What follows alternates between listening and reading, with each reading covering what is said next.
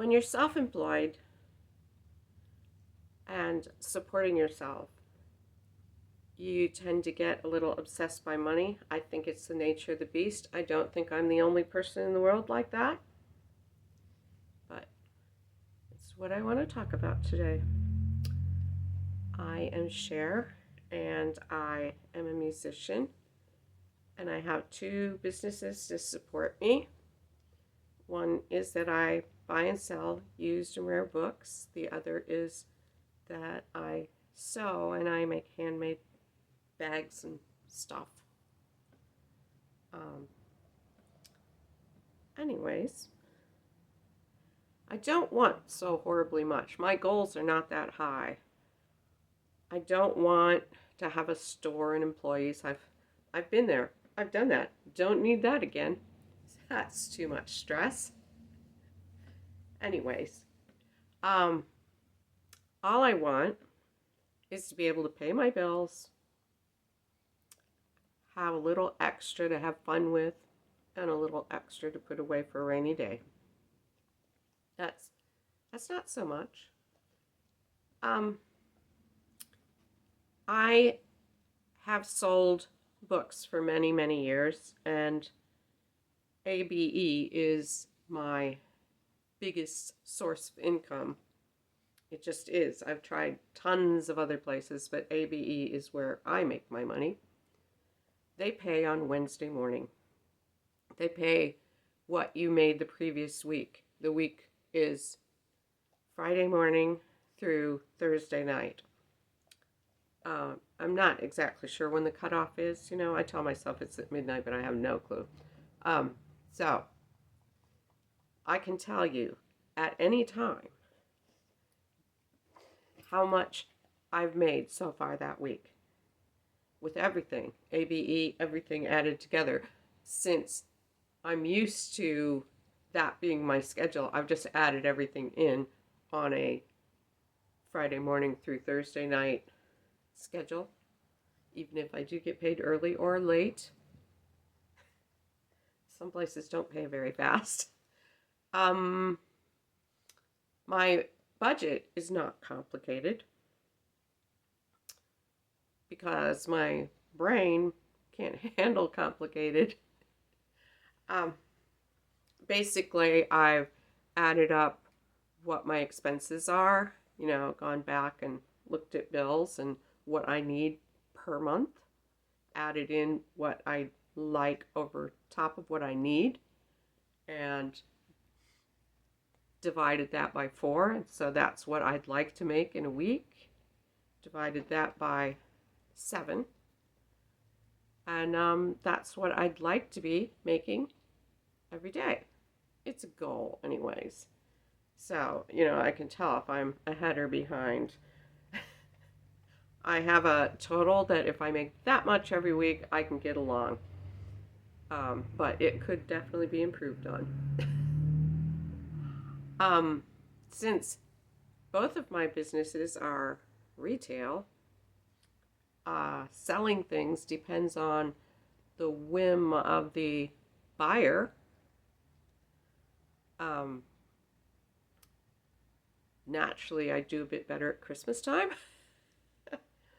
But otherwise, it's just this roller coaster. Some sales slow down, sales pick up. Never sure how to make it happen to sell more. But, if I ever figure it out, I'll be sure to share that. Or maybe not. Maybe I'll keep it to myself. Anyways, the music has never made money. I mean, not, it just doesn't. If we were in a cover band, uh, then you can have a decent little income. But I'm not. I'm in an original band. We write our own songs. We record our stuff. We get it out there. We try and get people to listen. Um, and that's choice. I I don't even know if I could be a cover artist. I think, I mean, we do covers, but we're picky about what we choose and we try to arrange them so that we're adding something to them. Sometimes songs sound pretty much like the original, but we try. And I don't know if I could be like a wedding kind of, person that takes requests. Can you do whatever song? It's like, no. Yeah, that's my personality. I don't think I'd make it far. I've thought about it. I even talked to someone once about, putting together a little alter ego where we would play like some jazzy classics. Uh, it didn't get very far.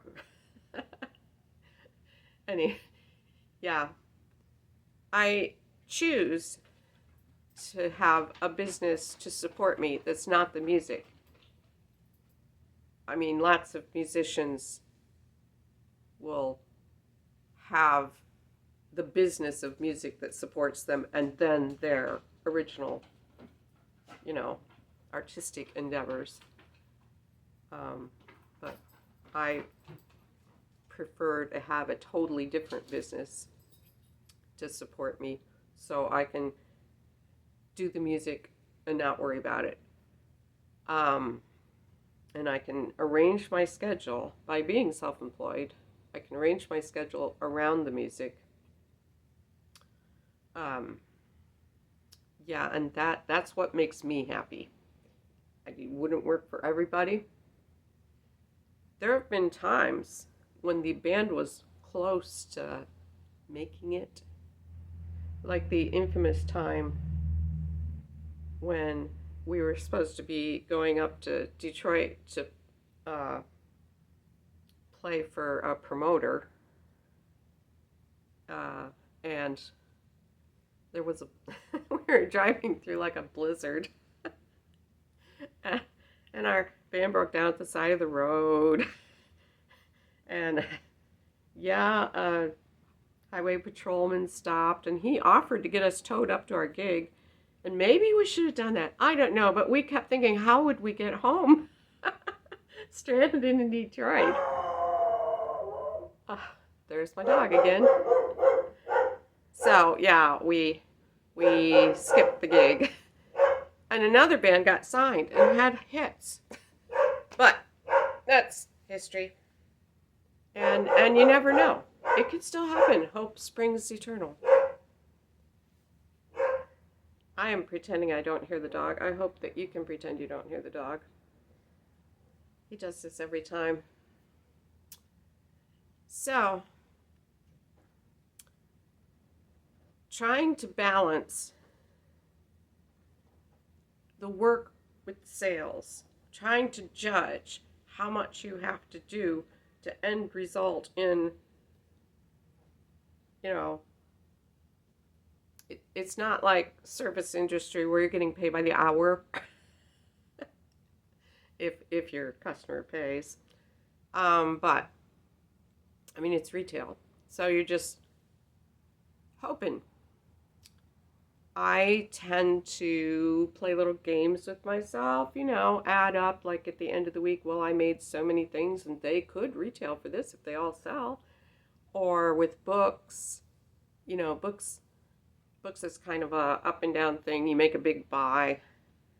So sometimes, not all the time, sometimes I will actually keep a running total of what that book, all those books retail for. So I spent like $1,500 buying this bunch of books, and they could sell for, yeah, I don't have any concrete numbers here, but I do these things. I do it more often when I'm not sure I made the right choice. And there is one time I didn't actually keep track of what the books would sell for. I kept track of when the books actually did sell to see if I made a good buy. They were children's books. They were kind of modern, and they were signed.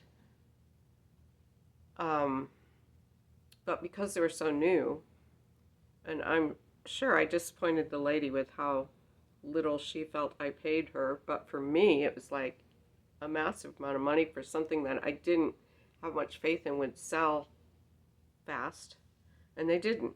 It took me a year and a half to make my money back on that deal. But now that they're paid for, um, they still sell here and there, especially at Christmas time because they're children's books. Um, hey, quiet. Come on, be quiet. Yes, quiet. Yeah, where was I? With books, which is what I've done for years. Come on, stay here. Jump up here. With books kind of sell themselves. I mean, you have masses of books and you've got one of each. Or maybe sometimes you've got two. If you have three, then it can't be a very uncommon book, can it? Here, let me move this. There you go.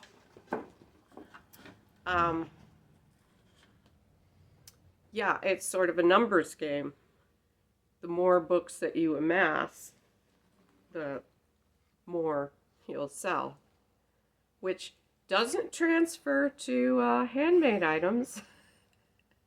I mean, just because you've got, a ton of things that you've made, that doesn't sell them.